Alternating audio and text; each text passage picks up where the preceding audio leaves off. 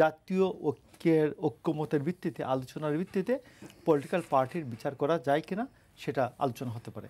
এটা বিএনপির সাথে আলোচনা না করে ডক্টর ইউনূস আওয়ামী লীগকে উনি নিষিদ্ধ করেছেন।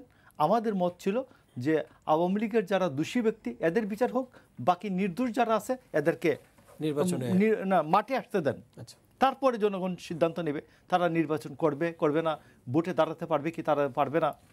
বান্ডেল থাকলে প্রতি সেনমানিতে টাকা বাঁচবে। বিকাশ সেনমানি বান্ডেল কিনে জিতুন প্রতি লেনদেনে। আরেকটা হচ্ছে জাতীয় পার্টি সম্পর্কে সিম্পল কোয়েশ্চেন, আমি একবারে পরিষ্কার কোনো ব্যাখ্যা টেখ্যা না দিয়ে বললাম।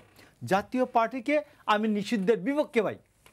জাতীয় পার্টি, আপনার সাথে আমার ফ্রেন্ডশিপ আছে, চলছি ফিরছি, আমি মার্ডার করলাম 1400, আপনি কি দায় আপনার?